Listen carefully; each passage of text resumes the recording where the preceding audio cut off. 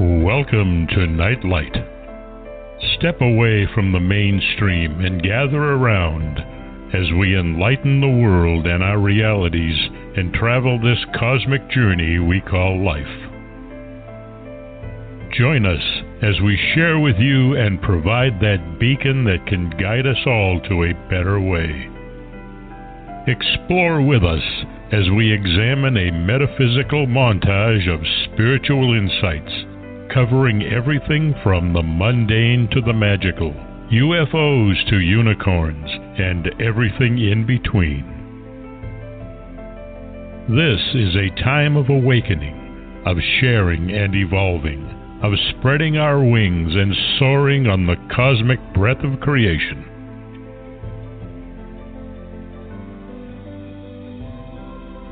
Come and join with other light-minded spirits as we weave our lights together to seek understanding, enlightenment, and, with a little luck, some wisdom. This is Nightlight, a reminder that you are never alone.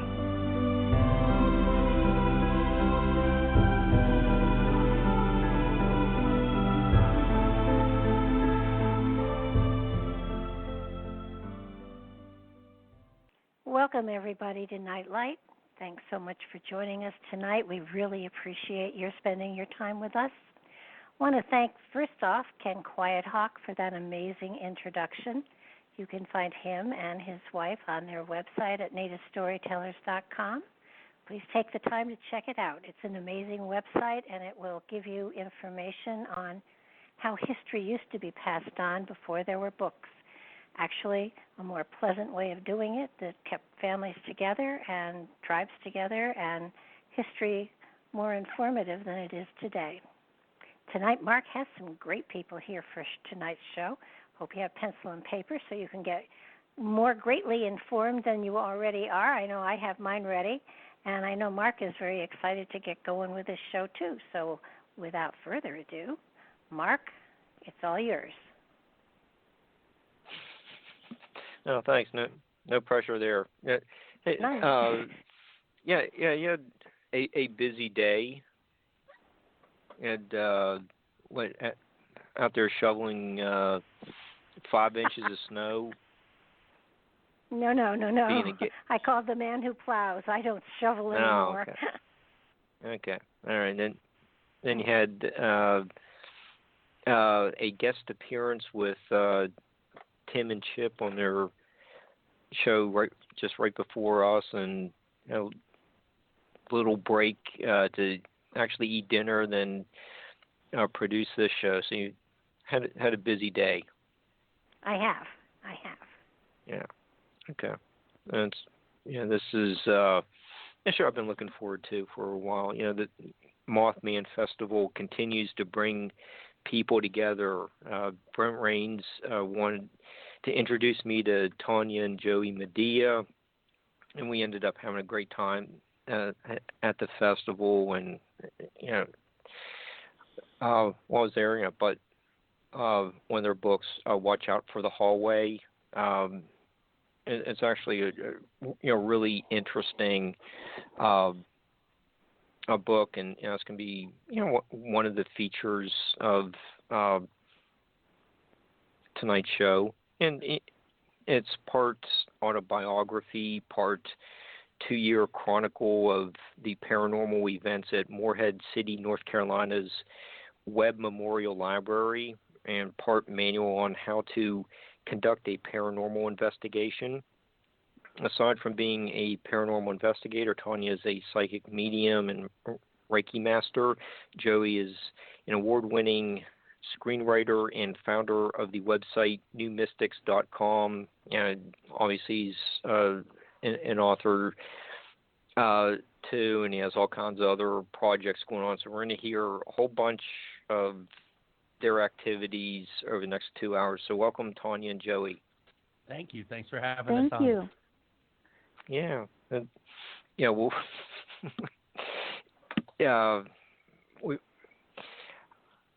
I think after reading Watch Out for the Hallway, it got me thinking of, about a lot of this ghosts and hauntings, and I think as we go through the evening, hopefully you can answer my questions, and maybe the guests are going to have, or the listeners will have,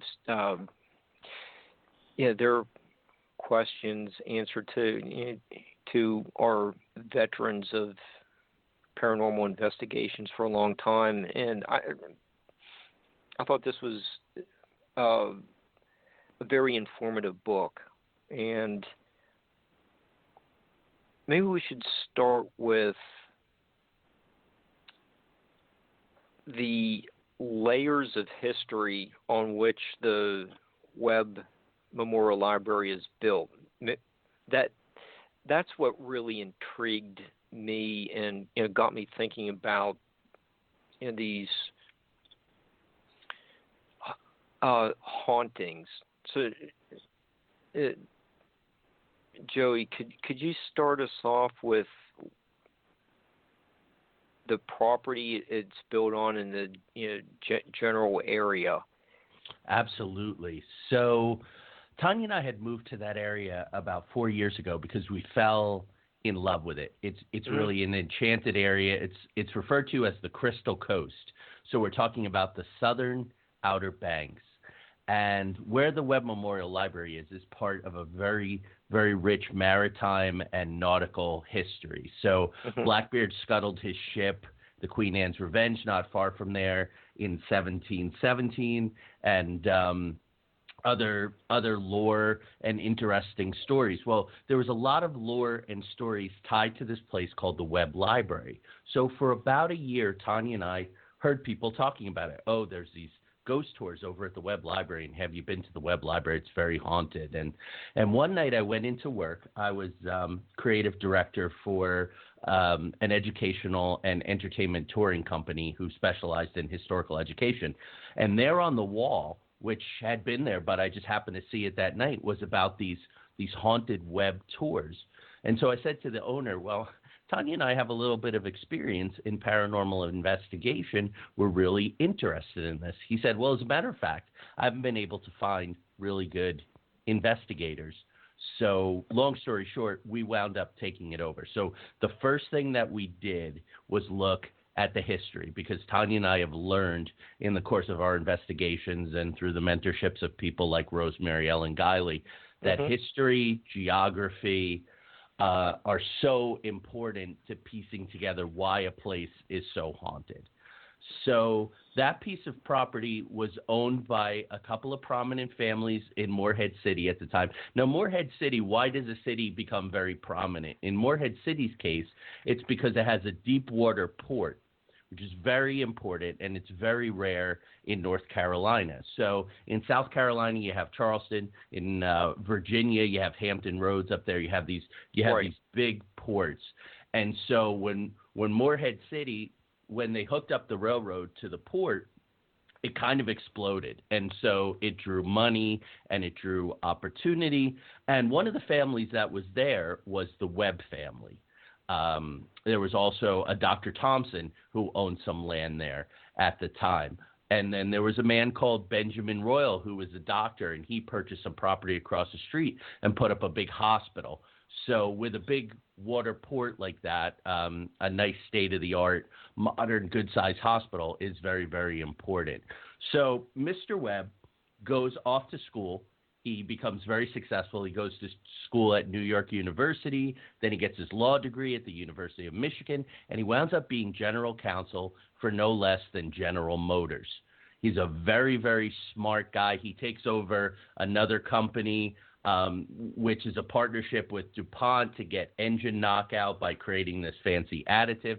He's got a lot of money. Here it is, 1929, and he wants to do something. It's, the stock market's falling apart. People are suffering, and he has this piece of property that used to belong to his family way back when, and he purchases it from Dr. Thompson, and he puts up this building.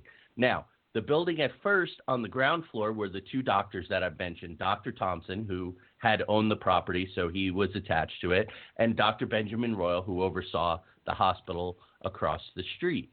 Upstairs, they put in a textile training facility, teach people how to make clothes. Everybody needs clothes, even during a depression. And not far from where the building is was a factory, garment factory. So they're training people. They're bringing them over to the factory. Everything's great, except there's a problem. The machinery is very loud and clunky, and it doesn't really go with doctors' offices downstairs, as you can imagine. So they put a lending library upstairs. Mrs. Webb belongs to the Women's Club of Morehead City, which still exists, and they have 2,000 volumes that they need a home for. Many of those volumes are still in the library. So that's step one of the library. Well, it's about 4 or 5 years after this lending library and doctors' offices are going, and there's a tragedy. And the son, Earl Webb Jr., who looked like a character out of F. Scott Fitzgerald's The Great Gatsby, 19 years old, is home from Duke University, contracts a lung disease, and he dies. They name it the Webb Memorial Library and Convention Center. The doctor's offices come out, and it becomes the working library. Up until 2013, it was funded by the Webb Family Trust, and now it's going through some transitions to possibly become part of the county system or to find different funding sources. So that's the history of the space. Okay. And over time, we're going to get into some really intriguing discussions of all the information you presented. That was a good floor plan for the topics. And so Tonya, one of the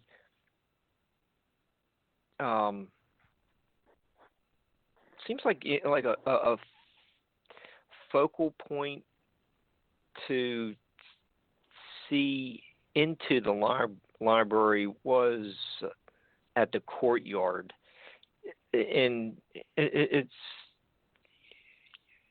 seems like you place a lot of emphasis on the little fountain and being able to see into the different windows, and you captured images inside or behind the windows. What is going on there around the fountain in the Courtyard? Great question. Well, the Courtyard is this lovely area. It does have the fountain that you mentioned. It has these wonderful lampposts. It's beautifully garnished with trees and foliage and flowers. There's a picnic table. So, and there, I did notice on several occasions activity in the Courtyard itself. I would see, actually one of the first spirits I encountered at the Webb was a young girl playing in the Courtyard. And another female spirit that I would often see in the Courtyard sitting at the picnic table. But one thing that would frequently happen is that when Joey and I would take the guest, and so we would have groups of anywhere from, say, like 5 to as many as 15 individuals at one time, but then we kind of made a limit of 10 people after a while. It just got too hard to manage that many people. But we'd have the group gather in the Courtyard where Joey would go over basically the history that he just shared with you. And we would stand at the fountain, and from that vantage point in the Courtyard, you could look up and see the second story windows. And one thing that started happening early on is that my focus would often be pulled to that particular window that you were mentioning, and I would see an individual up there, and of course no one was in the library at the time, but I would see a male figure standing in that window looking down on us. The guest would often notice that I would be fixing my gaze up there, and they would snap photos, and that's how one of our guests managed to capture the photo that you were talking about. But that was a pretty frequent occasion. You could almost feel the eyes fixed on you from that second-story window. Yeah. It just is that typical of paranormal investigations where there's like the vantage point that allows people to see into the house or castle, whatever it is. I was just trying to. Your book is very detailed, and I'm just trying to establish some patterns because we're going to be talking with Joey later about the patterns he and Switchy are working on. Is that pretty typical? There was nothing typical about the Webb. We were so lucky.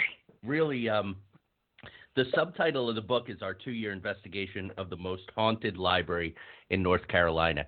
And that was Rosemary Ellen Guiley, our publisher and our mentor, who suggested that subtitle.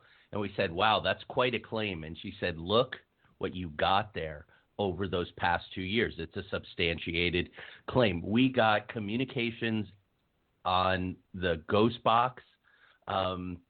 We got readings and saw spectral MIBs and an hairy interdimensional being, and there were UFO sighting correlations that we found out after the fact when we would see some of these supernatural things. It was a perfect storm there at the Webb. So I think it's very important for people to know. We go into places all the time, Tonya and I, and some places we go into time and time again. There's a place in Greene County that we've been invited into several times. They're all haunted places, but nowhere near the level of consistent activity and the sheer amount of ghosts and spirits that we encountered at the Webb. Okay. And another interesting aspect was the portrait of Earl Webb was by the door. Did that have any influence on your investigation? Tonya, do you want to take that one? Sure. Like the image, because we're going to get into photos later, and I was just trying to make it this. Is there something? That's what I really liked about your book is portraits and photos are still drawing ghosts to a specific area. Mm-hmm. As far as Earl Webb Jr., in fact, there are portraits in the Webb of Earl Webb Jr. and also both of his parents, so Earl Webb Sr. and his mother. And really, of all the spirits that we encountered at the Webb, we never did encounter any member of the Webb family, which we found very interesting. Yeah. Now, you are talking about, we'll probably get into that later, but there's a photograph that did draw a spirit that is a very interesting story. I just thought that was interesting about, you would think Earl would be there. There would be something about him, and it's, kind of like the family property. You just expect there'd be some kind of connection, and you say he's not. And we get to photo later on. You just kind of wonder why. How's this guy from another country? Have such a strong presence. That was one of the real. fascinating aspects of the book, and I also didn't realize until you brought up the point as you go from room to room and in the hallways, that the installation of an elevator had an impact on the paranormal investigations. Tonya, what was going on with that? Well, it's often the case when there is any kind of construction or remodeling done to a building that already has activity, that it tends to stir the activity up. And the installment of an elevator is a huge undertaking. So there was a fair amount of activity that would occur in the elevator itself. Some pretty fascinating things. When you would go in the elevator, you could see with your naked eye these light orbs just dancing. And if you held your camera up, lots of times we were able to capture these light orbs just sort of dancing around in the library. And there was it's like a strange sensation that people would experience when they were in there. And Joey would frequently take, of course you can't fit that many people in there, but he would take people in a couple at a time and allow them the opportunity to get photographs, to get video in there, until on one evening he accidentally bumped the police call button in the elevator. So that led to a funny encounter with the Moorhead City Police Department. Then after that we decided it was really just it would take up a lot of time because we could only take people in there a couple at a time. So we stopped doing that. But the elevator itself was very active. Okay, that's just interesting. It's installed later after some of the heyday of the Webb, but it's what do you say? How do you phrase it? Like you get the spirits still I don't know if inhabiting is the right word. Are you kind of wonder how something that happened is installed later becomes a place that is haunted? So it was installed 90 years after the building was built in 2009 for Americans with disabilities. To be in line with that, yeah. Yeah, and, Dr. Thompson was born 110 years prior to the installation. Yeah, but the Webb is very much so. So there's two kinds of things going on at the Webb. You sort of have your resident spirits who are Dr. Thompson, certainly. Some of the children that are there. Helmut Rathke upstairs, who's been there since the 1940s. Well, I forget when he actually died, but he's been up there for a long time, and we can talk about him later. But then you have we used to call upstairs what we would call the portal hallway. We would also refer to it as Grand Central Station. So the Webb Library is very much a transient station for spirits and ghosts. They come and go. So there were some spirits and ghosts that we only encountered, say, on one night or 3 or 4 nights or a couple of weeks, and then we never were in touch with them again. But certainly we believe that the installation of the elevator ratcheted things up, because towards the end of our 2-year investigation, they started to do a lot of renovations in the space. The characters of the spirits and the ghosts changed very much. Dr. Thompson was very down and upset because they were modernizing the place. The electricity, there was a lot more electricity. Instead of nice, rich wood furniture, they were putting in metal and plastic furniture. So you have all different kind of energy, vibration, and conductivity changes. So we can only imagine in 2009 what that elevator going in did to it. Must have shaken the place up like a Yahtzee can full of dice. Okay, and that's making sense. And Tonya, when we look at these.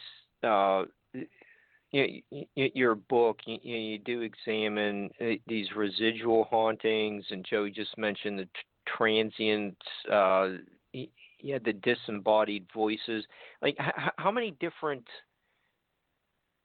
types of hauntings are there? And like, a follow-up question is, what's the difference between a ghost and a spirit? Sure. Well, when you look at hauntings, you have what's called a residual haunting, and that's essentially just an imprint. It's an energetic imprint on the space itself. So there's no intelligence behind it. There's no way to interact with or communicate with what you're experiencing. It's just like a Memorex, like a playback of an event, usually a very emotionally charged event, but it can also be an event that just took place repetitively over long periods of time. So that's a residual haunting. And then you have what's called an intelligent haunting, and that's where there is a consciousness behind what you're experiencing. I think one of the best examples of one of the intelligent hauntings that we experienced at the Webb was with Dr. Thompson, who, as Joey mentioned, was one of the two doctors who practiced in the building when it originally opened. And I feel like Dr. Thompson was connected to the building because it was his family's property. There was a home on the property when he was a child. Whether or not he lived there, we weren't able to find documentation, but we do know that his family owned the home that was on that property. And so he had a family connection there. And he was just a very, from what I experienced with him after he was in spirit, he was just a very loving, generous, kind, gentle man. And I think that he stayed on because he was just very fond of his experiences there. He was very fond of the family property and fond of the building itself. And he seemed to be a guardian for a lot of the spirits who resided in the Webb, particularly some of the children ghosts that we encountered there. So those are the two different kinds of hauntings, residual and intelligent. And I'm sorry, your follow-up question was the difference between ghosts and spirits. And so ghosts are individuals who have passed on, and for whatever reason they've decided not to cross over or to remain on the earth plane. And like, for example, in the case of Dr. Thompson, maybe it's because they're just very attached to a location. They might be attached to a person or events. Oftentimes they don't want to cross over because they feel that their life was cut too short too soon. There's a lot of reasons why they don't cross over. But a spirit is someone who has passed on, but they have moved on, and they've gone over to, what we think of as the other side, which in my experience as a medium is a dimension that's very much like the three-dimensional reality that we experience here, except that everything there is much more vivid. And obviously it's very fluid because it's not a physical reality. It's an energetic one. So those are the differences between ghosts and spirits. Okay. And What and you also mentioned there were some transient ghosts, and that's more of like one-time encounter. Some of them were one-time encounters. There was on one occasion a young man that we encountered. My first experience with him was that I was just seeing this young man. He seemed to be confused. Didn't know who he was, didn't know where he was, which, by the way, can be another reason that ghosts don't cross over, is they don't even know that they're dead, and they're just confused. And so I was experiencing this young man. He didn't know, like I said, who he was or where he was. After working with him, myself and a couple of other mediums were able to work with him, and this was over the course of a couple of weeks. We discovered his name. He started to remember that he had been in a motorcycle accident, that he had suffered a head trauma.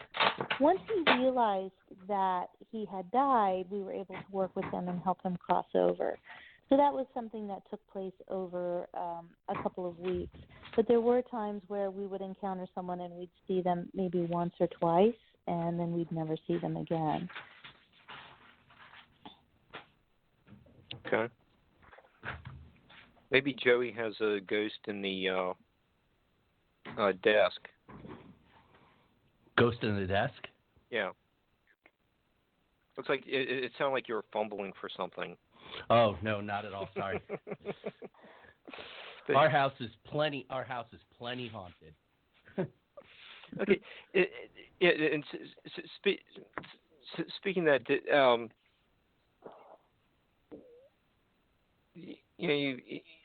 as you've moved around the country, and you've done these tours, has Joey, has anything followed you home, or yes. just keeps pursuing you from when you were in Arizona to Morehead City? Not from place to place like that. It seems like every place we've lived is haunted, but I think Tonya and I have come to realize, and we had a lot of conversations with Rosemary Ellen Guiley about this, every place is haunted. But the more you do this kind of work, and with Tonya's gifts as a psychic medium, and our daughter is a very gifted psychic medium as well, you notice these things. Like they say in the movie The Mothman Prophecies, you notice and they notice that you notice. So nothing has followed us from house to house. We have had some ongoing problems with things, but they came from other sources. But I think most importantly to your question, if you're not careful, if you don't ward yourself, if you don't have a nice balance between being open as a receptor to the investigation, open to what's happening with all of your senses, the 5 everyone knows about, and then your more higher level, more attuned senses, things will go home with you. And there were times that happened. It happened to me in a very weird way. We had a very active night at the Webb one night, and I was sleeping. And suddenly I found myself in the dark, and I heard this beeping, and I didn't know where I was, and I knew kind of I wasn't in my body anymore. And everything sort of came into focus, and I realized that it was the crosswalk sign right outside of the Webb. And the minute I noticed that, I kind of snapped right into my body. So that's not quite something following us home, which happened. There was a spirit who followed us home and wreaked havoc in our kitchen for a week, doing all kinds of nasty little annoying things. But if you're not careful, you can remain attached and things will come with you. So a big part of our teaching now that we're doing more and more workshops and lectures is how to prevent that from happening. And it's being careful and putting the white light around yourself and being responsible. So things will follow you if they think that they can. Okay, and watch out for the hallway. You do cover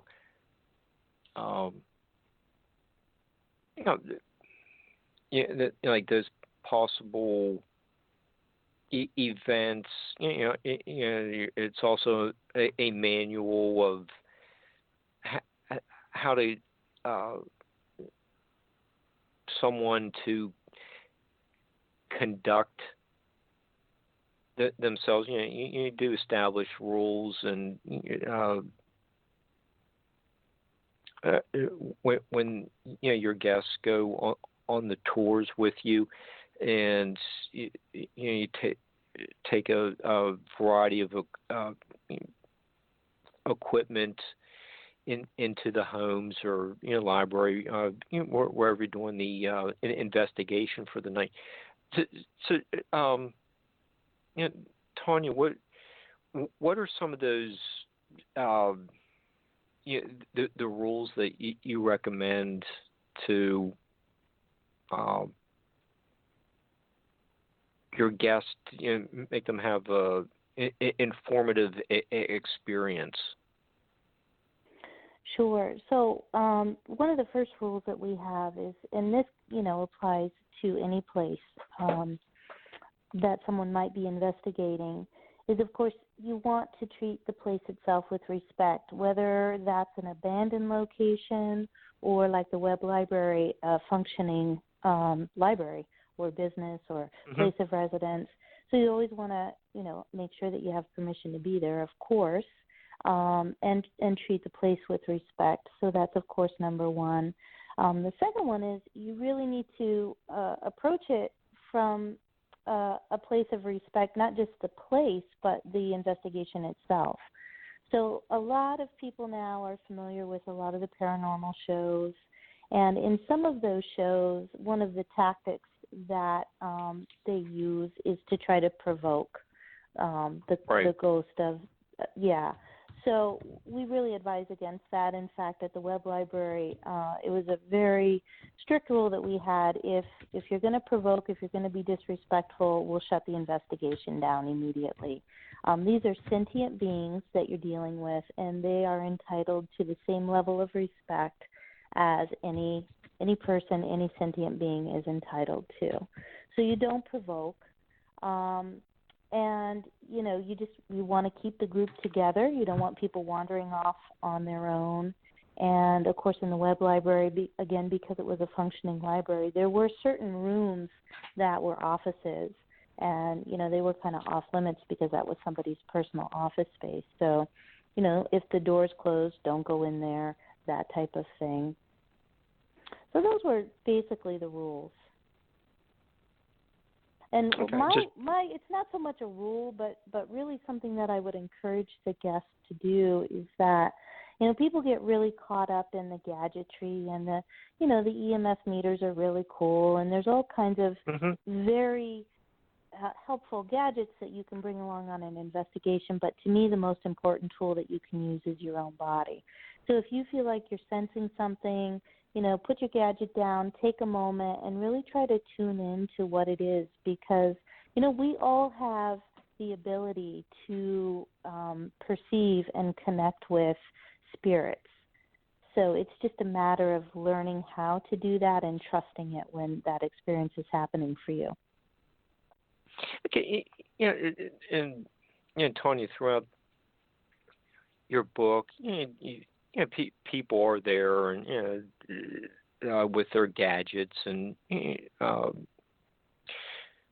people pick up on just say the cold spots, and when we've done our few paranormal type shows, and they pretty frequently, we come across where, one of the gadgets might pick up on a cold spot. Okay, that's using today's technology to confirm that. But, when we've done interviews with other people, have looked at the literature from the Victorian era, yeah, that's the authors are pretty much using their bodies, like you said. Just be in tune with what your own senses are telling you. But it's one of the interesting things about your book is you are discussing that modern technology is confirming what say someone like Hawthorne wrote about in The House of Seven Gables, about the cold spots or Bram Stoker.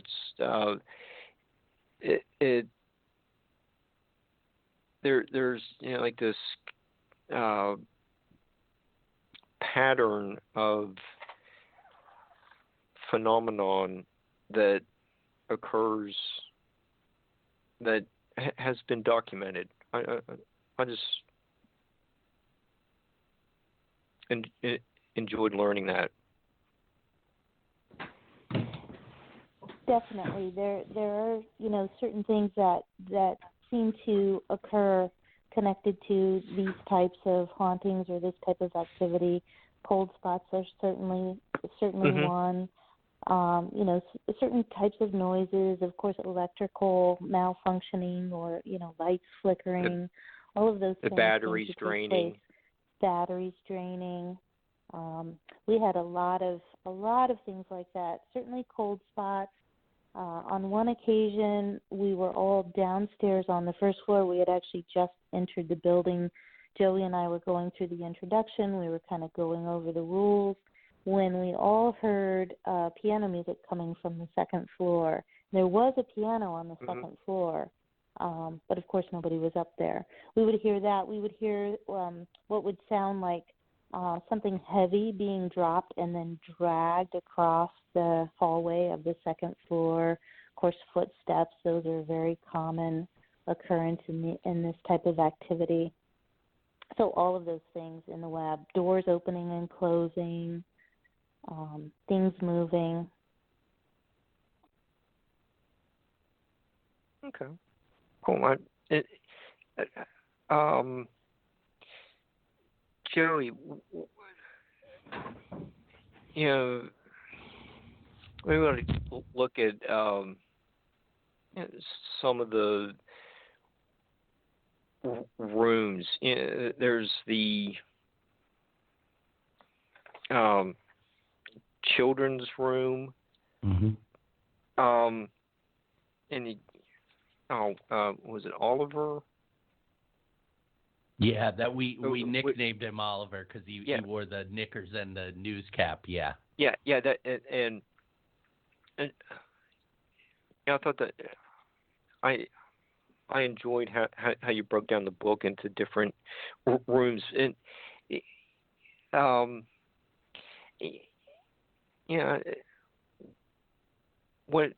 one of the things that got me thinking and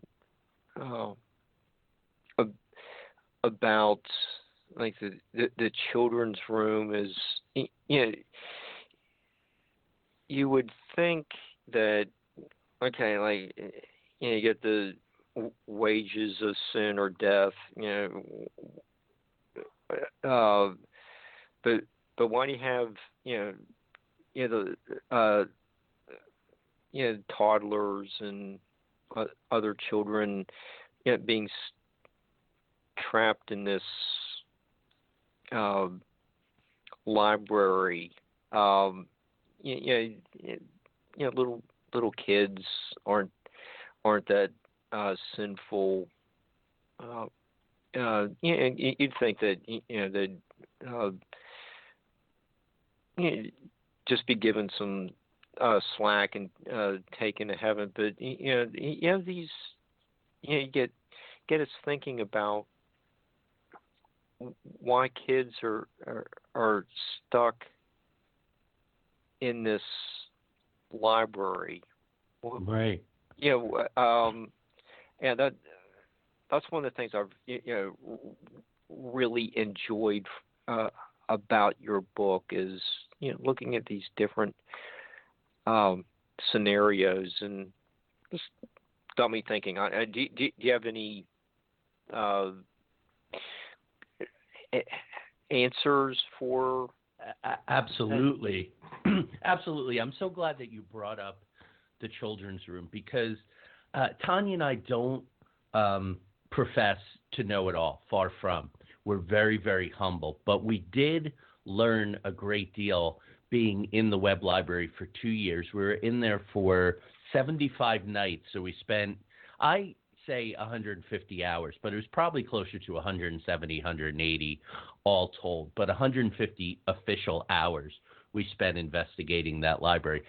So a lot of our guests had the same concerns that you did. What did these poor children do that they're in this library? As you said, stuck. But if we think about it from a different perspective, it's an operating, working library where hundreds of kids come through that room reading, playing with the toys, the puzzles, the building blocks, having fun.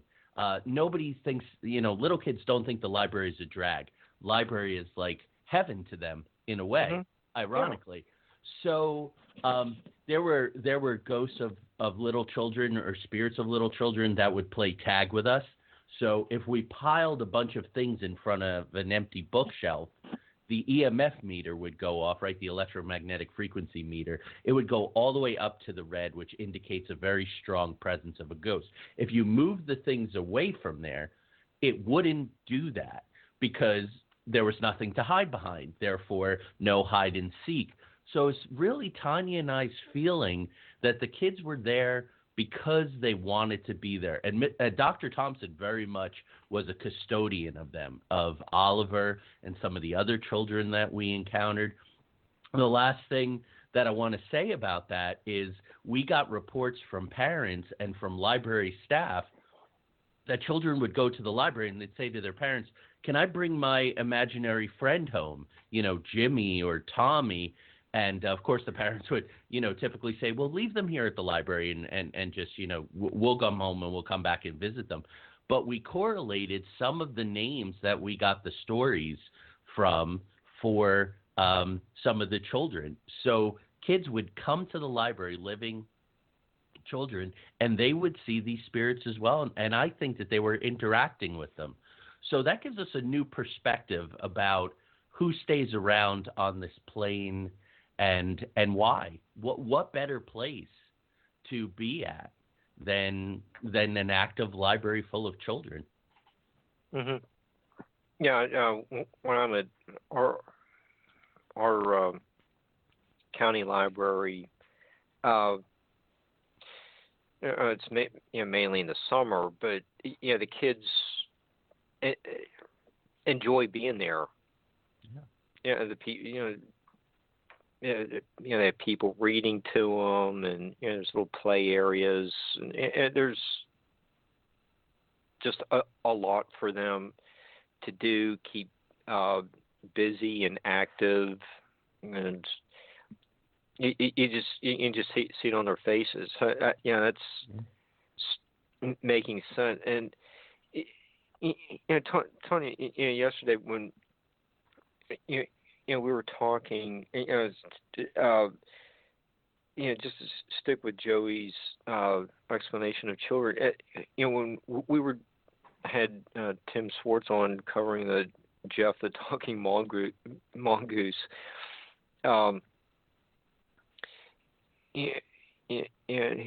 he brought up the point about Vori is kind of at that age when children can still see ghosts, but maybe a few months might pass, and they just go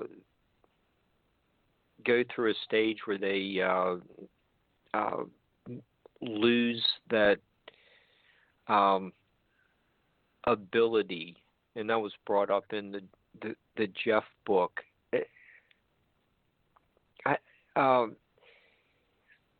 how does like what Joe was talking about, with the living kids going to the library, for this summer reading session, and they talk about wanting to bring one of their imaginary friends home.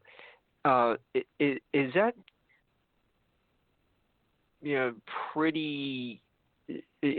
Children seeing ghosts, is that a pretty common occurrence? Definitely. I think we all come into this world with the ability to perceive these energies. Really what happens as we get older is we're just told that we can't, and so it becomes conditioned out of us. So when a child has an experience and they say, "Oh, can Jimmy come home with me?" And it's like, "What are you talking about, Jimmy? There's nobody there." And so they begin to doubt what their experience is. And the older we get, the more we just start to believe, "Oh, it really is my imagination. It really is just, an imaginary friend." Or for some people, like myself, when I was young, I would perceive things and it frightened me. So I just learned to shut it out because I didn't know how to, I didn't know how to deal with it. It scared me, so I deliberately shut it out and didn't want to deal with it until I was much older. But for the most part, I think what happens is that we just become conditioned to believe that, that's just my imagination. Okay. Oh, and we've had on this show, we've had a couple examples, but I didn't know how extensive that pattern was, but that's fine. I just the paranormal is not my forte, but you really got me thinking with your book, and I found it to be very interesting. So I'm learning a lot too, and one of the more interesting cases that of a haunting within a particular room of the library was the meeting room. And Joe, we spoke a little bit about that as well. That case was unique. I didn't have an idea of someone really not even associated with the building is haunting, and there's just kind of working in the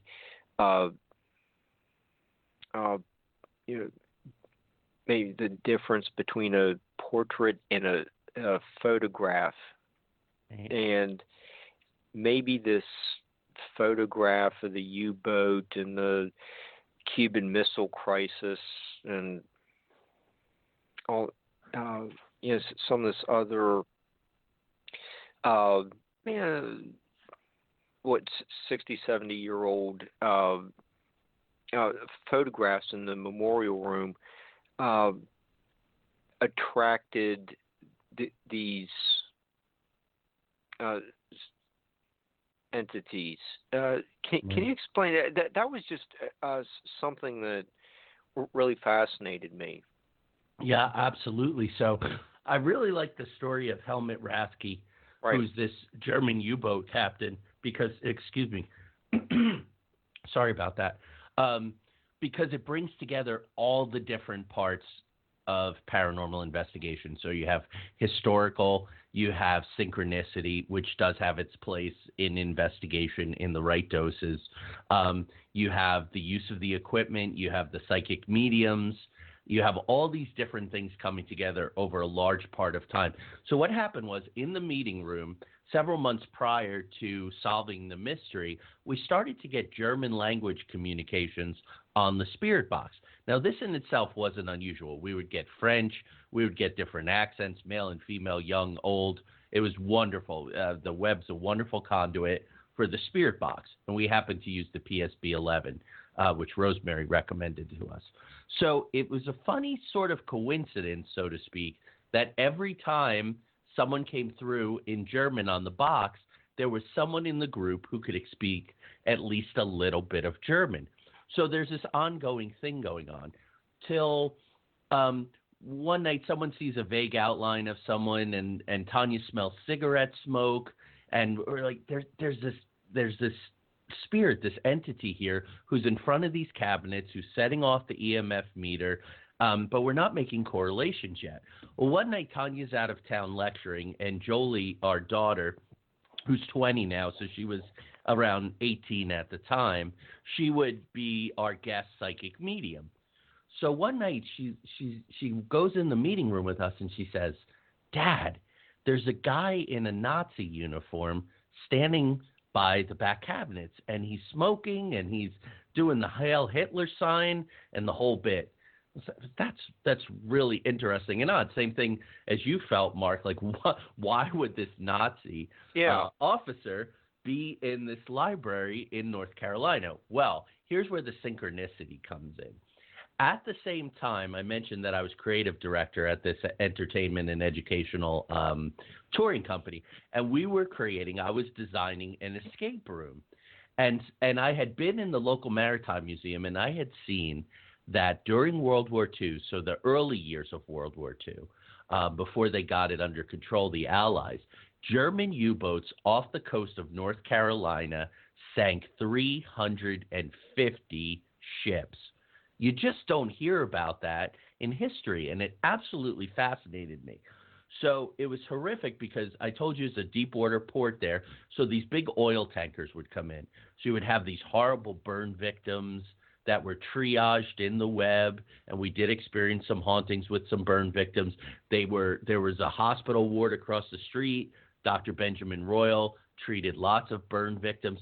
So you start to get this picture coming together, but all the pieces don't quite fit until one night we're in the meeting room. We're deep into trying to put this mystery together, and I look on the shelf, and here is this photograph of a sunken U-boat. German U-boat U-352. So I go home. It's late at night, but I'm thinking about it. Next morning, I start to do some research. It turns out that U-boat 352 was sunk about, less than an hour from the Webb Memorial Library by the U.S. Coast Guard. Many of the people on the ship were killed, and there was this captain, Captain Helmut Rathke. So I find some pictures of Helmut Rathke. I find a declassified naval intelligence document from when he and some of his other guys were prisoners of war in North Carolina. And Jolie comes down, and I say, "Take a look at this picture." Now, the interesting thing is he isn't in uniform. He's just in a tan shirt and tan pants and a tie, but he's not in a Nazi uniform. I say, "Do you recognize this guy?" She goes, "That's the guy with the Nazi uniform in the meeting room of the library." And I said, "Well, hear who it is. It's Helmut Rathke." So then all the pieces start to quickly fall into place. We had a psychic medium with us one night, and the German is coming through the box, and she says, who in this room had a leg injury, got their leg stuck somewhere, maybe in a boat? So I'm thinking about this. Oh, wow. Okay. Helmut Rathke was hated by his men. He was draconian. The Naval Intelligence Report said that Helmut Rathke, the only person that was more Nazi than him, was Adolf Hitler. So it's making sense. This is what we see all these years later. He's still giving us the Heil Hitler and all that kind of stuff. He's a curmudgeon. And he was such a draconian, such a disciplinarian when they were prisoners of war that his men hated them. Flash forward from the World War II to the 1970s. The men who survived decide to have a reunion in North Carolina. Now, not at the Webb Library, but about an hour or a little less than an hour away. and they send him the invitation. But written on the invitation, it says, Capitan Rafke, we are all getting together. Here's the invitation to let you know that you are not invited. You are not welcome. Basically, you were a failure. So here he is. It's not funny, but here he is in this room with this picture, with this poster, not far from where it happened, in this place that's a huge portal, you know, a very powerful power station to bring in ghosts and spirits, and he's there at the site of his humiliation. It's an amazing story. Yeah, and what you said about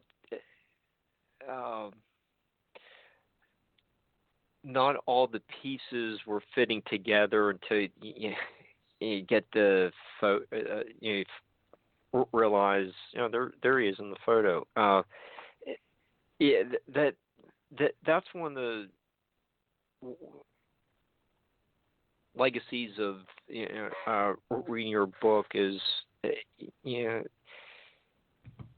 know, putting things like that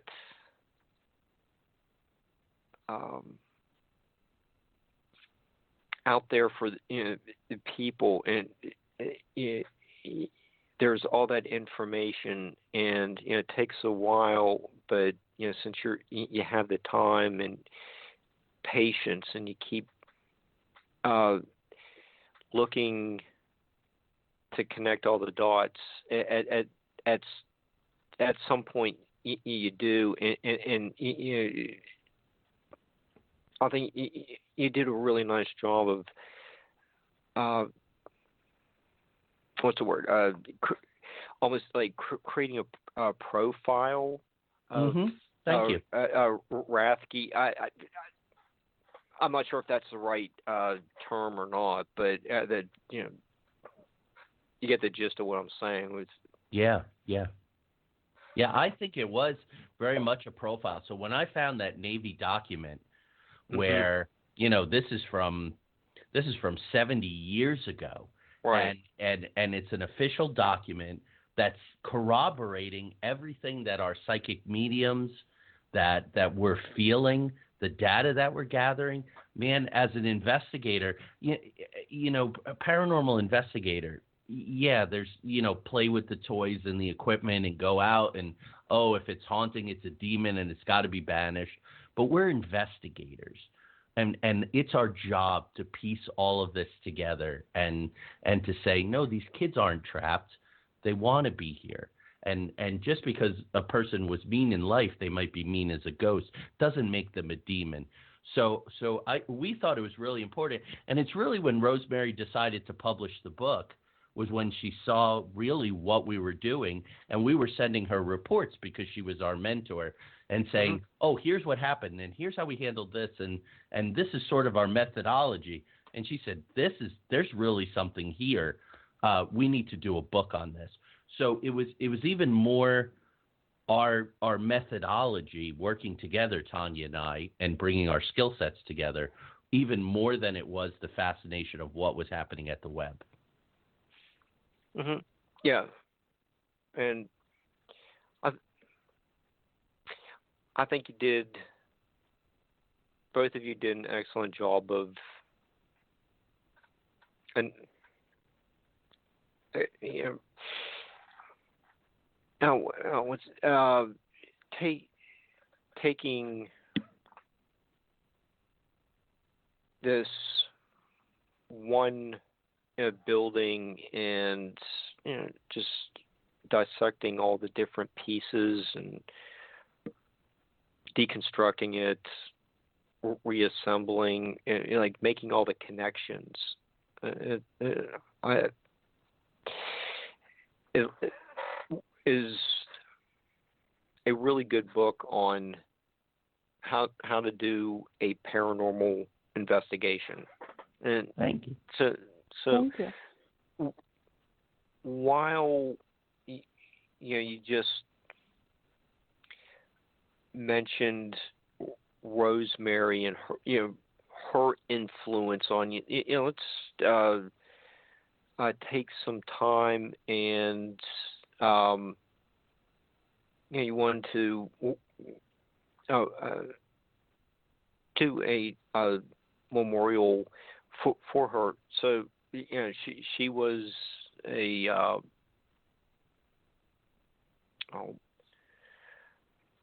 eulogized by quite a few people at the Mothman Festival, but you were actually working with her very closely, more than many other people. So, Tonya, what was it like working with someone of Rosemary's stature in the paranormal community? Working with Rosemary was just amazing. Just to have someone with such extensive knowledge, first of all. As Joey mentioned, we certainly don't profess to know it all, and just because of the sheer amount of experience and years in the field that Rosemary had, it was always a comfort to know that we could, just call her up, ask for her input, ask for her advice, ask for her perspective on things. So that was just invaluable to us. She was a consummate professional. So really early on, our work with Rosemary was just a profound lesson in just how to conduct yourself in the field as a professional. Just by observing her and watching the way that she worked was, again, invaluable to us.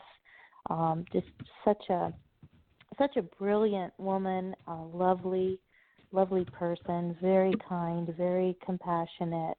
She would always take time for people, to try and help them in any way that she could. So we just consider ourselves immensely blessed to have known her and to have had the opportunity to not only be mentored by her, but to be considered friends by her. Mm-hmm. Joey, what would you like to add as well?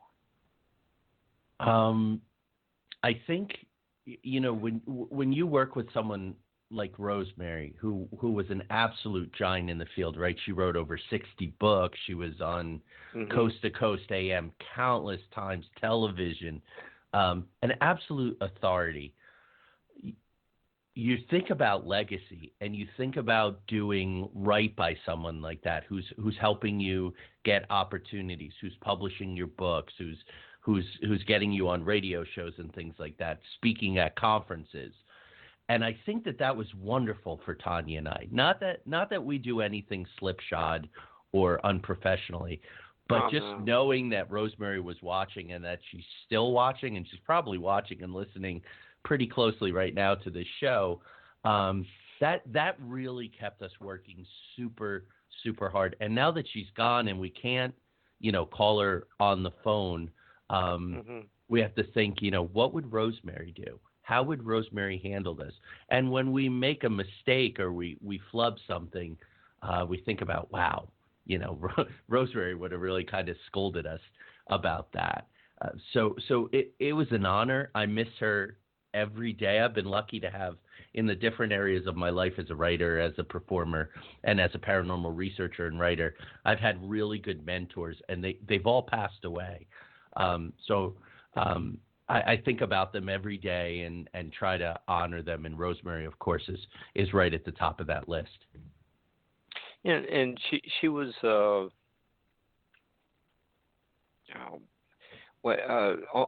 almost an annual speaker at the Mothman Festival, and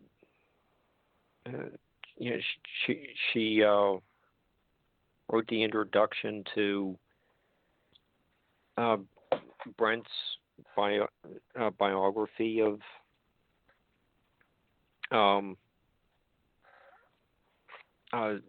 John Keel. Yep. And she is passed, the torch to the next generation, and it seems like she has guided people to be thorough investigators, and I got, and that comes across very clear in the discussion we've had about watch out for the hallway, the section on all the information that finally came together from all the odd little pieces of information that just didn't seem to fit from the meeting room, but right. but you stuck with it, and both of you brought all the information together to make sense out of the situation with Rathke. So, but when you're were working with her, what was she like in person when you're kicking around these ideas? And Tonya, how did those meetings go? Were you just sitting there in the kitchen or something, just ask questions and listen? Well, when we first met Rosemary, that would often be the case. But when we were investigating the Webb Library, she was living in Connecticut. We were in North Carolina. Of course, her travel schedule was so busy. She was on the road and in the field so much that she actually never had the opportunity to come down to North Carolina, but was always available by phone. And we did contact her frequently just to, of course, keep her apprised of the investigation and how it was going, some of the new experiences we were having, and as I mentioned, just kind of bounce things off of her. And she was always just, just very helpful, very knowledgeable. She could often help us put things into context and, give us examples of experiences, similar experiences that she had. So it was just wonderful. Okay. Yeah, it seems like context has kind of become an operative word for tonight.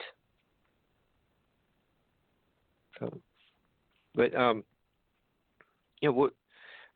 so where's the paranormal field going in her absence? She left huge shoes to fill. Where do we go? Where does late night talk radio go without her influence? Well, I'll talk about that a little. Okay. Because that comes back to the legacy. So I know you mentioned the book that I'm working on with Steve Ward, or as you call him and some other people call him Switchy. And we're working on parallels and patterns. And Rosemary said to us when she asked us to do the book together, she said, make sure you talk about consciousness. So, of course, the field of consciousness studies and consciousness, top scientists from physics and from neuroscience and from the biosciences are saying consciousness can exist past death. It can. There's no reason why it can't. And they're designing experiments and gathering data that says that it does. So that opens a whole new realm. I also think that science is catching up with the idea of portals and parallel dimensions. We know that NASA is involved with this. We know Stanford is.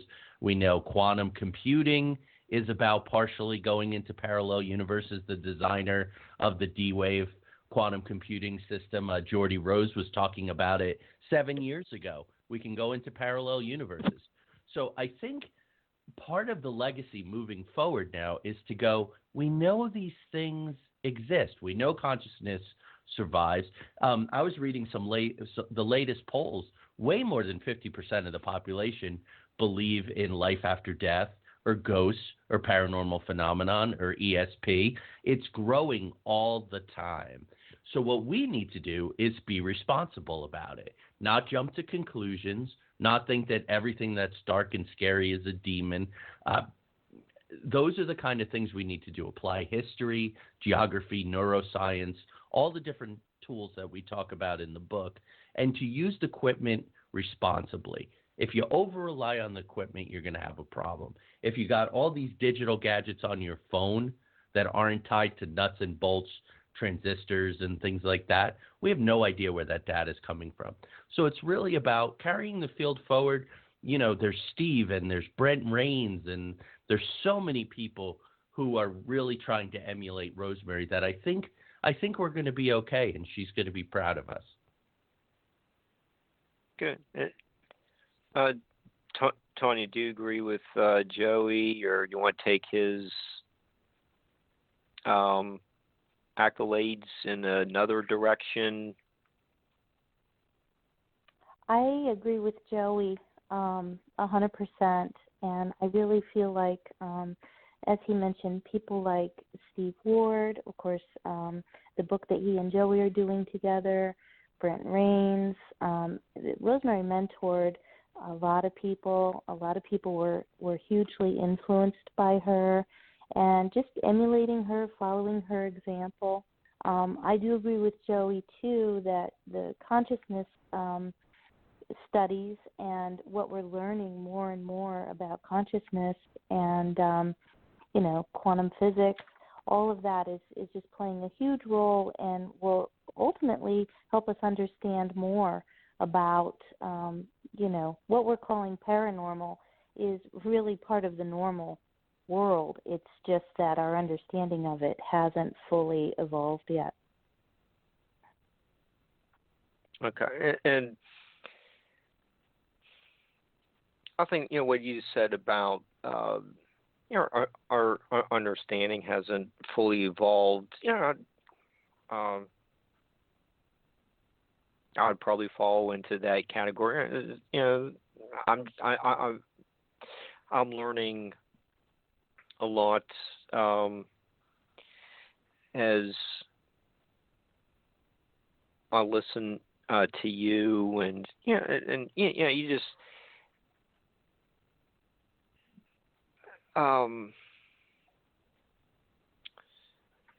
expect like when if you just think of just say Warwick Castle in England, you got all the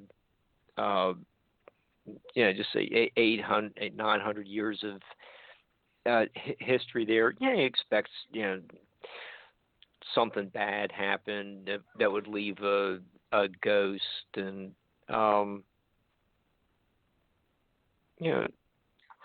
we've learned tonight that you can get like some person totally unrelated to the castle from a different time period and just kind of show up. I'm learning this material as well, and Rosemary taught you very, very well. I'm learning some insights from you two tonight, and I'm having a good time. And a few of my friends have also commented on it as well. So Rosemary taught you, was a great mentor. Thank you. That means a lot. Yes, thank you. Yeah. Yes. And what about kind of related to what we were just discussing is, was John Keel a big influence on you as you got into, wanting to do paranormal investigations? He made a lot of connections that showed that there was some kind of pattern that could be traced. Do you agree with John Keel's work, or do you have a different take on it? Joe, you want to take that? Yeah. So John Keel has, quite honestly, been a huge journey for me. When we first got into this, Tonya and I experienced an interdimensional being near the Ohio River in the TNT area, which is famous for the Mothman sightings of the late 1960s. Right. Now, what Tonya and I saw was not the Mothman, but it was an interdimensional being. That's how we met Steve and Rosemary and John and Tim Frick, and really started on this path. So I knew John Keel from his book, The Mothman Prophecies. And quite honestly, I wasn't impressed. And I thought this was a journalist who saw an opportunity to make money in a field that not a lot of people were in, and things didn't add up for me. Now, that said, over the past 10 years, I have really come to admire John Keel a lot. Part of that was Steve Ward. Steve had me read Operation Trojan Horse. I've read some of his other books. I just read and reviewed Brent's book, which is an outstanding book. It shows John Keel was was a very complicated guy. He could be a curmudgeon. He could get creative at times, but he really was able to put the pieces together, and he is one of the giants that we're standing on the shoulders of. If you're doing this work and you're doing it responsibly, I'm very much in line with the ultra-terrestrial theory, that these are not nuts and bolts things. Are they parallel universe? I'm not sure. And my big thing with John Keel is the recognition that these things are tricksters. They will play with us. They will play with the equipment. They will send us down rabbit holes. They will give us false flags. And that makes it super challenging. So that's my journey to John Keel. Highly, highly respect him. Put him right up there with Rosemary, Jacques Ballet, and a few other people who you cannot work in this field without knowing their work. So that's my position on John Keel. How about you, Tonya? Unlike Joey, I was a fan of John Keel from the beginning. After reading the Mothman Prophecies, which was my first introduction to John Keel, I first of all was just fascinated by the book. I loved his approach, and I just was a huge fan from the beginning. I agree with Joey too about the ultra dimensionals, and also his approach to interviewing experiencers and recognizing that usually individuals who maybe they've experienced a haunting, but the chances are that they've experienced a broad spectrum. So people who have maybe had a UFO experience are probably also experiencing some kind of paranormal activity in their home. There's just so much to the phenomenon that you can't put it in any one category or loophole and say, oh, well, this is UFO only, but this is like haunting only. You have to kind of look at it all in the broad way that John Keel looked at everything. I think he was definitely groundbreaking in the way that he approached his investigating and research. Okay, and since we're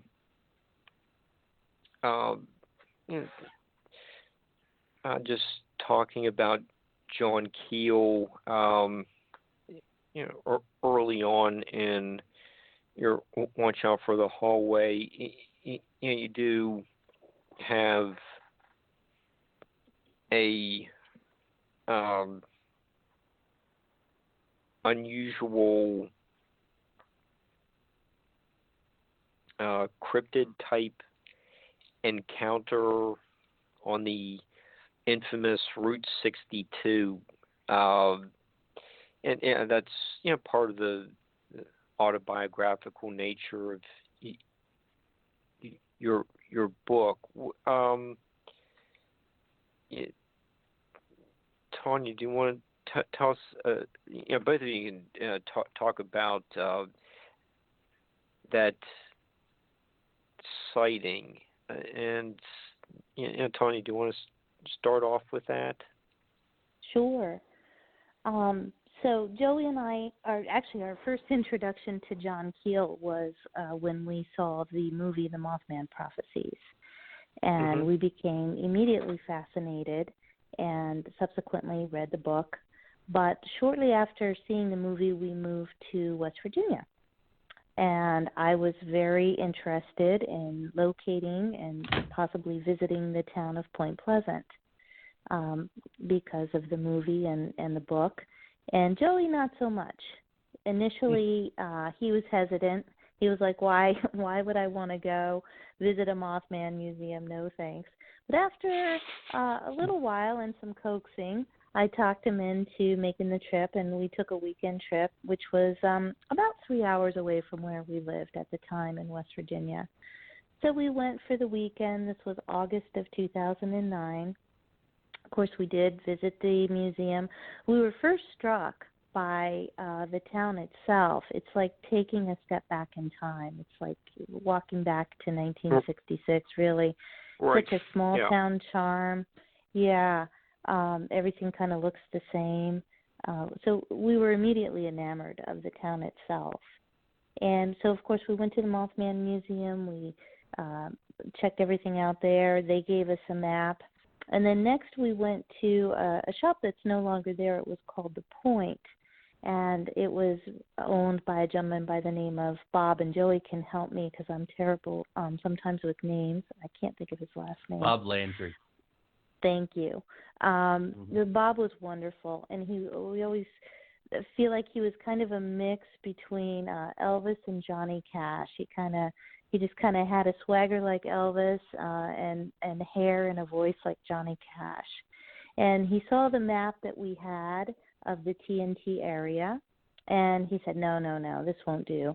And he hand drew us another map and directed us to the igloos where he said there was a lot of orb activity, and he shared with us photographs that a lot of his customers had brought into the shop that they had captured at this one particular igloo. And he said, if you get anything out there, be sure to, come back and tell me about it. Or, if you get any photos, be sure to come and share them. And we promised that we would. So the TNT area is only about 10, probably less than 15 minutes outside of downtown Point Pleasant. And you do take Route 62 out that way. And we know that we left Bob's shop about 2:30 in the afternoon that day. And we took the 15-minute drive out to the TNT area. It was a sunny, beautiful August afternoon. The skies were clear. And we get out to the TNT area, and all of a sudden, as beautiful as it is out there, and it's a wildlife preserve now, it's just breathtakingly beautiful, but we felt really strange, and we felt as if we were being watched. We felt very uneasy. We made our way to the igloos, and we were just kind of feeling skittish about going inside. And the whole time we were there, which was only about 15 minutes, we felt very uneasy and didn't spend a lot of time there at all. So we had brought a bundle of sage that we wanted to leave just sort of as an offering to the location, because Bob had told us that he had heard that it had once been an Indian burial ground. So we wanted to pay our respects. And so we left that, and we got in the car and headed back up Route 62 back toward downtown Point Pleasant. And we were just kind of talking about how weird it was that it was such a beautiful, bright day and such a beautiful scenic area, and yet we felt so uneasy.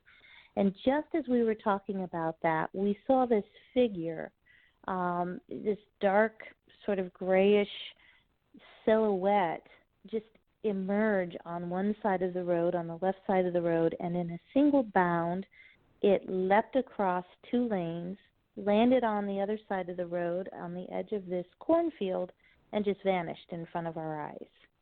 And it happened so quickly that we would have really thought that we were seeing things, that it was our mind playing tricks on us or something, but we both turned to each other, and at the same moment we said, "Did you just see that?"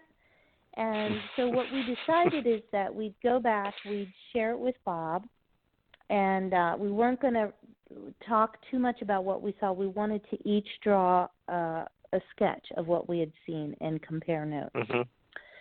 So we got back to the shop, and it was locked up. And we were really confused because we were like, well, Bob said come back and tell him, and, it should, at this point, it should be like 3:15 in the afternoon. And we're not understanding why the shop is locked. But it turns out we looked at our phones, and it was after 5. So we have no accounting for that missing time. Fortunate for us, Bob happened to see us rattling around on the front door. He came up and said, what's up? And we shared with him our experience. And from there, he put us in contact with John and Tim Frick. And that's how we came to meet Rosemary. It's how we came to meet Switchy. And it's just kind of, it's all been wonderful. It was a wonderful experience for us because it brought so many amazing people into our lives. And then Joey and I did subsequently each do a sketch, and the interesting thing about those sketches is they're identical. And we knew that we had seen the same thing, so that wasn't the question. It's just that usually when you have eyewitness accounts, you're going to have a slightly different perception from each individual of what they saw, a different perspective. But we drew pretty much exactly the same thing, which was very unusual. Yeah, and you have the both drawings side by side in the somewhere in the first couple chapters of the book. So and they do. It's in the prologue. Yeah, it's pretty much the same thing driving down the highway, and like the same type of cryptid, or I don't know what it was. It looks identical in both drawings. Yeah. Have you gone through like hypnosis to get a better image of what you saw, or anything like that? No, you're the first one to suggest. Actually, not a bad idea. Yeah. I can't believe someone actually liked one of my paranormal ideas. That's about a first. Got an exclusive on my own show. There you go, because it could be very interesting, because not only did we have the missing time, but I saw a gas station. I really do apologize. Sorry. My throat's closing up on me here. I saw a gas station very clearly that isn't there. And we saw cornfields on both sides of the road, and that's not possible because when we went back with Rosemary and Steve and some other investigators, when word started to get around about our sighting, there's a house there, and the house has been there for like 20 years.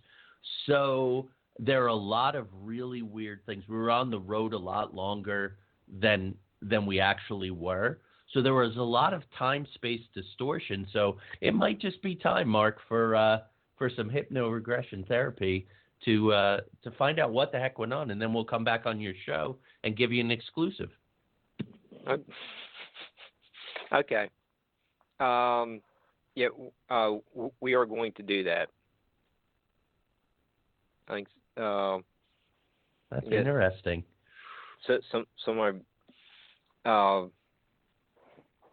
friends like the Human Billboard and Brenda are already saying how much they enjoy listening to both of your research.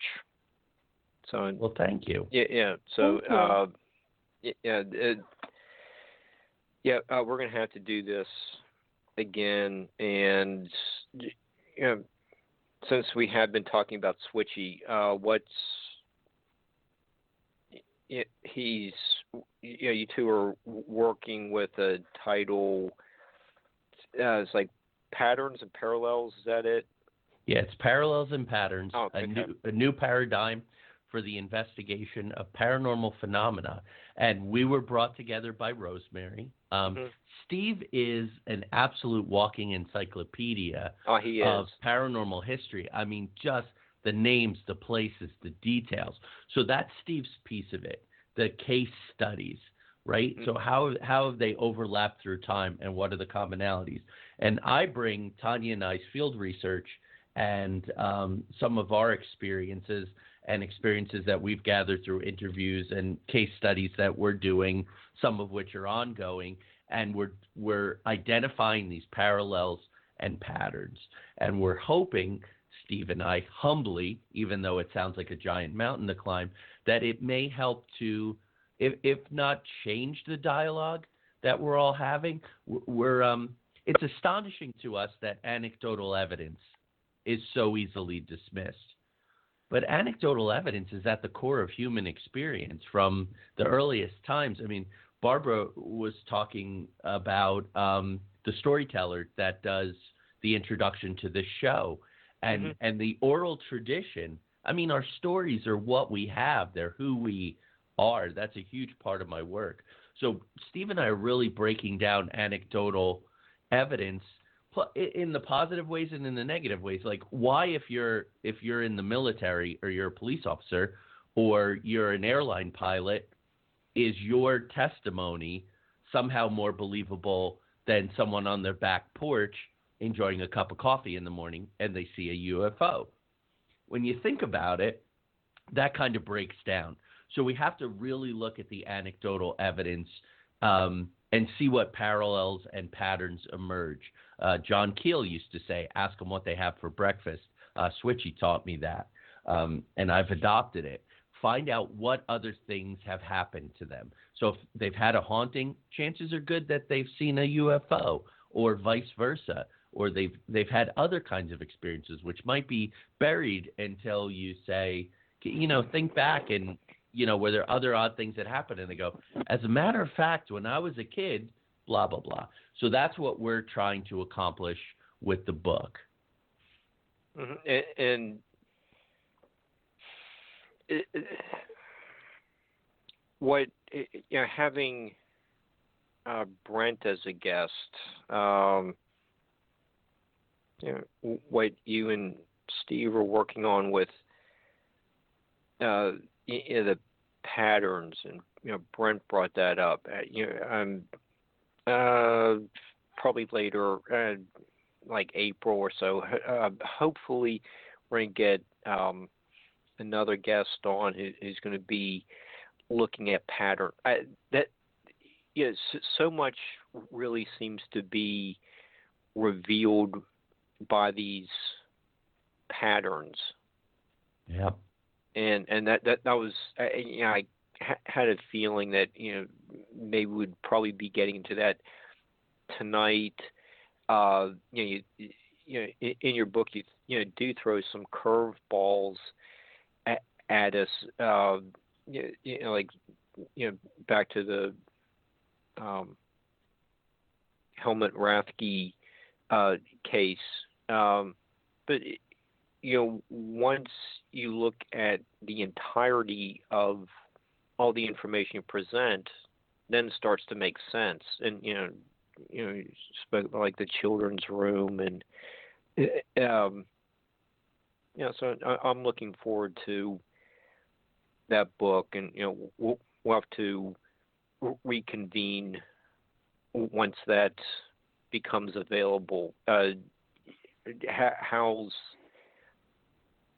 the time frame going for that book?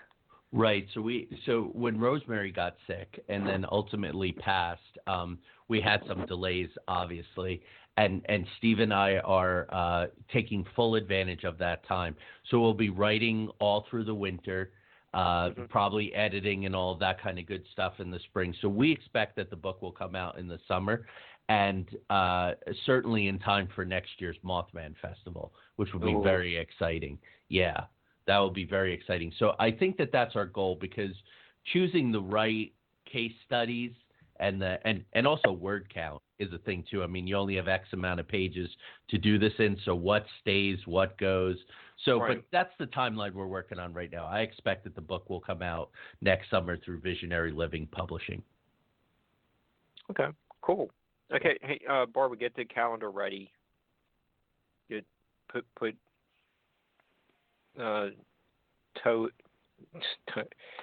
Tonya, Joey, and Switchy in June.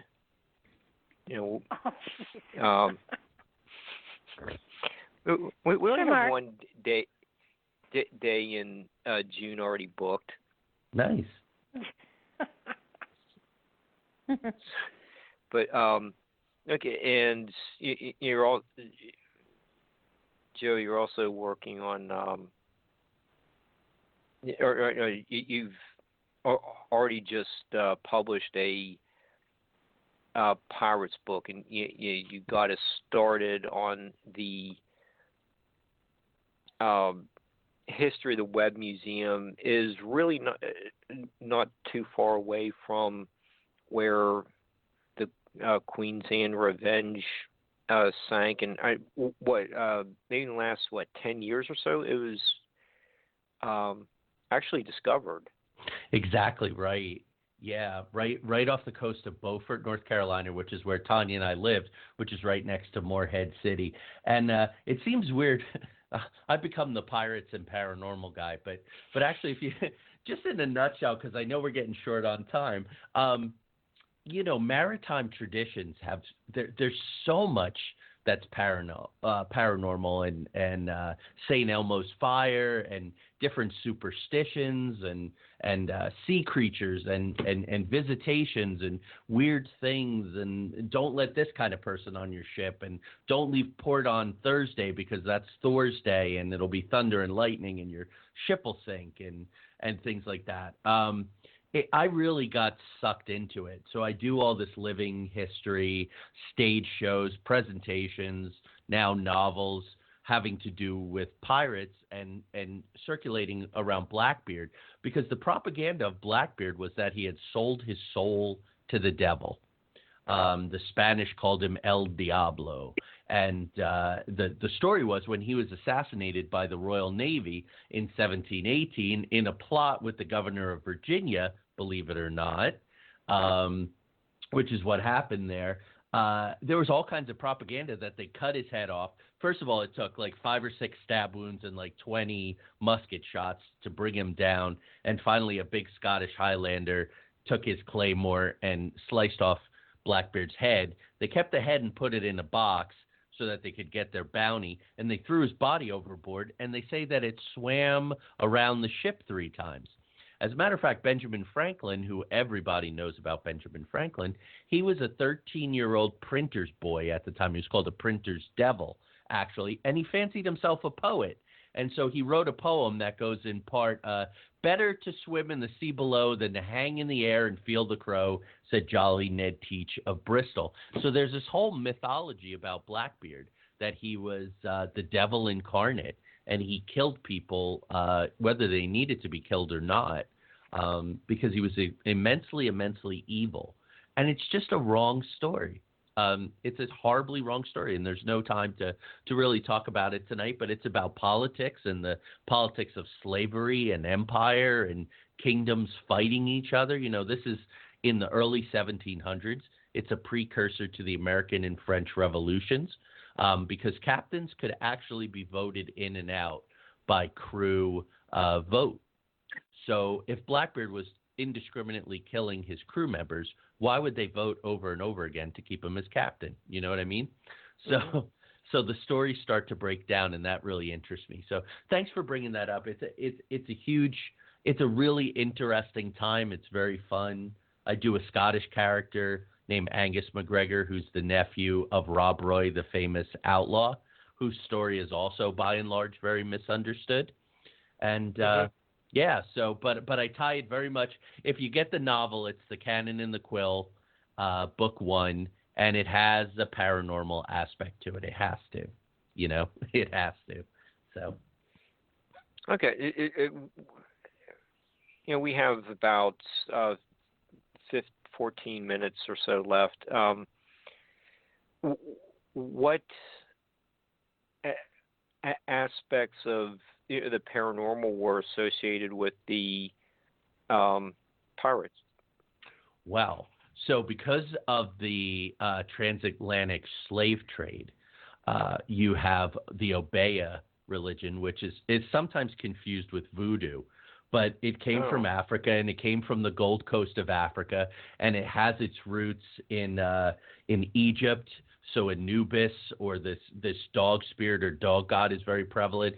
So the book opens up with an experience with one of these entities. And then also, too, another paranormal aspect comes from all the different nautical superstitions and what are the creatures of the deep, and what happens when you're sailing into uncharted territory, and are you going to fall off the end of the world, or are you going to find yourself in another dimension, is part of it. And then going back to the empire and the greed and the slavery and all of that, we have these demons, right? We have Moloch and we have Mammon and all these different demons. Well, they were sort of personifications of sort of this greed and subjugation of entire classes and races of people.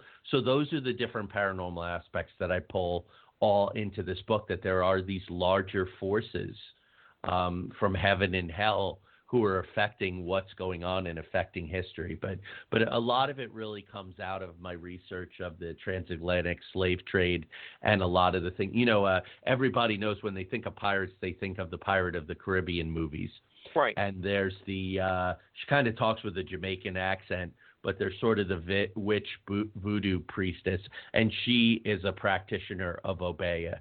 So it's very prevalent to, it's the same thing with Eastern Europe and the vampire lore coming over into the civilized England.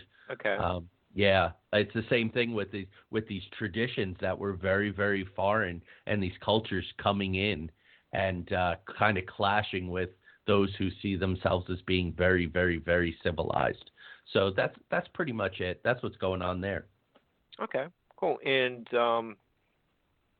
Tonya, we need to give you and your collaborator Emily time to discuss your soap and candles yes, thank project you. as well.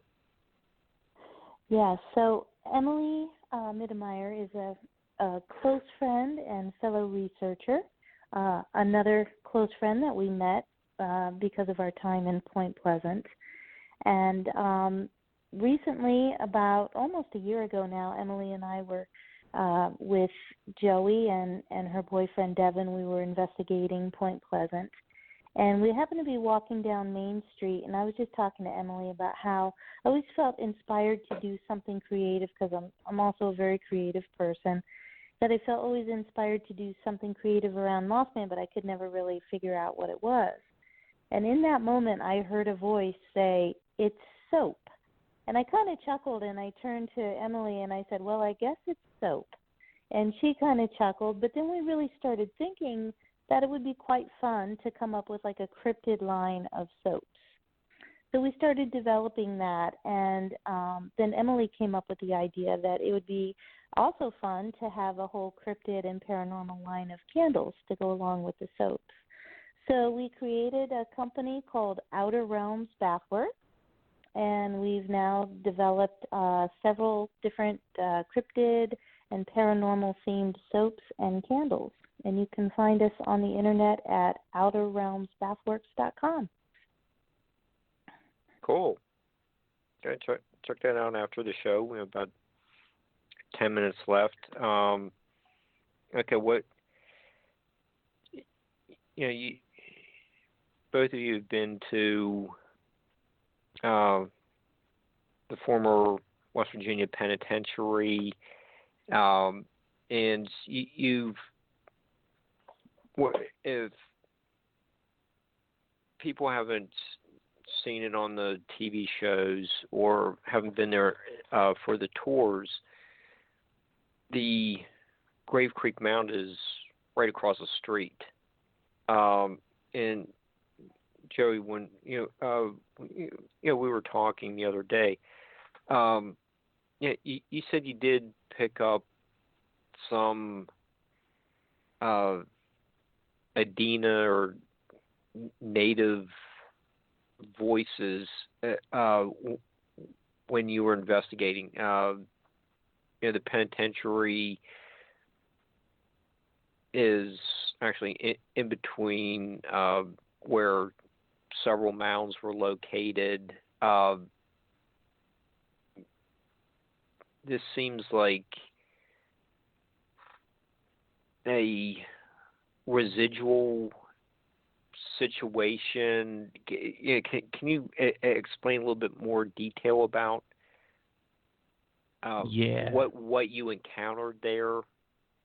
Yeah, so we went out with our team 14 months ago. It was September of 2018. We went out with our team to spend the day in that area in Moundsville, and we're really struck by this building, which was a very violent place. There are a lot of violent criminals there. It's one of the most, and it kind of towers over in this very Gothic manner this giant mound. And all around West Virginia, Ohio, we've been to Serpent Mound, but we've been to the other Adena mounds, and it's fascinating. We've brought our equipment, and we've taken some very interesting readings about the energy that flows through these things. And so we went up to the top of the mound with our team, and there's a monument there, sort of like an obelisk kind of monument at the top of the mound there, and we set up our equipment there, and Tonya and I did an invocation. We know some prayers of invocation that we've been taught by some mentors, Native Americans and such over the years, and just kind of said our intentions are good and we're here, and if there's anyone who would like to communicate, please go ahead and communicate. And Tonya, being a psychic medium, she really we did get some interesting communication, foreign language communication over the voice box. But Tonya, if you could talk a little bit about what you saw and when you went to take the picture with John Frick and what happened there. Right. So we were seated, we were doing a meditation, and I kept seeing this woman next to John Frick, and I was just seeing her, in this traditional clothing, and she just continued, and I forget what John was experiencing, hon, at that same moment, because I was kind of in an altered place because of the meditation. Do you remember what John was experiencing when I was telling him that I was seeing the woman?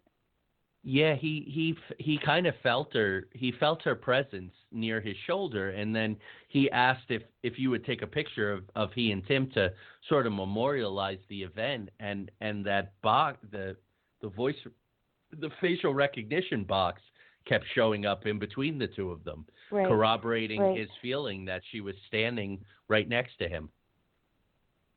Yeah, so he was feeling it, I was seeing her, and then the facial recognition box came up. So that was pretty fascinating. Yeah, and this goes along with what you mentioned earlier in the show with it hasn't been uncommon for you to just pick up a French or German word here or there, or a phrase. But this is really interesting where the voice may be from someone 2,000 years ago. Yeah. It's you made. Or I'll go ahead. I was just going to say you've just made this whole experience very intriguing tonight. Yeah, no, I was just going to say, it was more rhythms of language than anything that we recognized in the case of the Edina woman, which would make a lot of sense. So it is fascinating, the ghost boxes, and I'm sure Brent Rains talked about them when he was on your show, because Brent uses them too. And there's some nicely sophisticated ones, like the PSB-11 that Rosemary suggested to us. That's a very, very good one. But it takes a lot of patience and discernment. But you will get young, old, male, female, different races, different languages, different accents. It's very fascinating stuff. Okay, and we're down to about 4 minutes. Do you want to plug any websites? And Tonya, you can plug your Candle and Soap website too. So give you the last few minutes, then Barbara will come in to wrap up the show. Sounds good. Well, I can be found on Facebook, and my professional Facebook page is just my name, Tonya Madea, RYTRMTLMT, and of course, OuterRealmsBathworks.com is the Candle and Soap website. And Joey can talk about where you can find him. So you can find me on Facebook, Instagram, and Twitter. Very active on all of those. You can go to Mark very generously mentioned that in 2002 I founded a literary and art site called newmystics.com. So you can find me there as well. And I do want to say that all of our books are available on Amazon, Kindle and hard copy. And for Watch Out for the Hallway and Tonya's book, Living the Intuitive Life, which was the first book Rosemary published, you can also find those on Visionary Living's website, Visionary Living Publishing. Okay, cool. And you're more than welcome to come back to plug the Parallels and Patterns book, and just do another Mothman plug at all around the same time. We'll have a group of us together and talk about Mothman Festival in 2020. Awesome. Thank you so much. Yeah, that sounds this great. was thank you so much, Tonya and Joey, for the great discussion tonight. And Barbara, do you want to come in and wrap things up? I would be happy to. We want to thank everybody for listening. We certainly enjoy your listening to us. It's lots of fun not knowing exactly where this is going, but knowing that it's going out there. It'll float on the ether for probably forever, so that some spaceship floating by in 50 million years will pick it up and wonder about the species that was down here on this Earth planet. Thank you so much, though, for listening tonight. We look forward to seeing you again on Thursday. Mark has another show then. And next Monday for When God Had a Wife. Thanks again. Blessings, everybody. Good night.